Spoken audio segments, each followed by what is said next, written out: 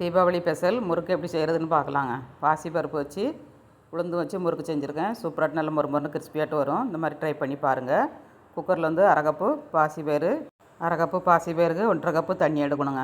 உளுந்து அரை கப்பு எடுத்துருக்கேன், அதுக்கும் 1.5 கப்பு எடுத்துக்கோங்க. எந்த கப்பால் எடுக்கமோ அதே கப்பால் தண்ணி வச்சு ஒரு 4 விசில் விட்டு வேக வச்சு எடுத்துக்கணுங்க. ஒரு 4 விசில் விட்டு வேக விட்டு எடுக்கலாம். நல்லா குழைய வேக வைக்கணும். இது வந்து ஒரு மிக்ஸி ஜாரில் போட்டு அரைச்சி எடுத்துக்கலாம். கொஞ்சம் ஆறட்டும், 2 நிமிஷம் சூட்டோடு தான் போட்டு பிசையணும். அரை கப்பு பாசிப்பயிருக்கு 2 கப்பு மாவு, அரை கப்பு உளுந்துக்கு 1.5 கப்பு மாவுங்க. எல்லாம் எடுத்து போட்டு பிசைஞ்சிக்கங்க.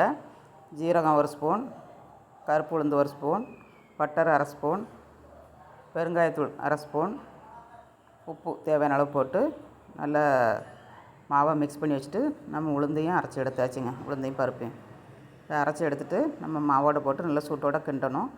கிண்டிட்டு நம்ம காணலைன்னா கொஞ்சம் தண்ணி விட்டு பிசைஞ்சு விடணுங்க. ஃபஸ்ட்டு தண்ணி ஊற்றி அரைக்கக்கூடாது, லாஸ்ட்டில் தண்ணி காணாட்ட விட்டு பிசைஞ்சிக்கோங்க.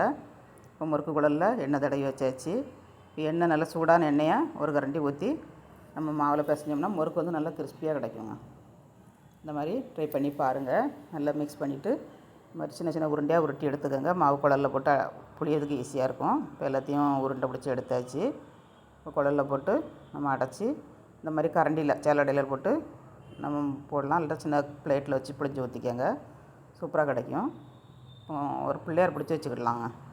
எப்போதும் எண்ணெய் சட்டி வைக்கும்போது ஒரு பிள்ளையார் பிடிச்சி வைங்க, நல்லா வரும் உங்களுக்கு. இப்போ முறுக்கையும் ஆட் பண்ணியாச்சு.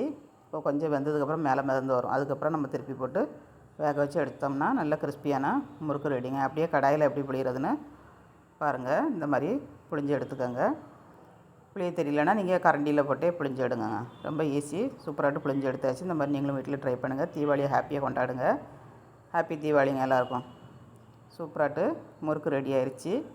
ஸ்டவ்வோடு சமைக்கும்போது அன்போடு சமைக்கணுங்க. அன்போடு சமைச்சிங்கன்னா சுமாராக இருக்க முறுக்கு கூட சூப்பராக கிடைக்குங்க. கரெக்டு தானே? வீடியோ பிடிச்சிருந்தா லைக் பண்ணுங்கள். பாய்.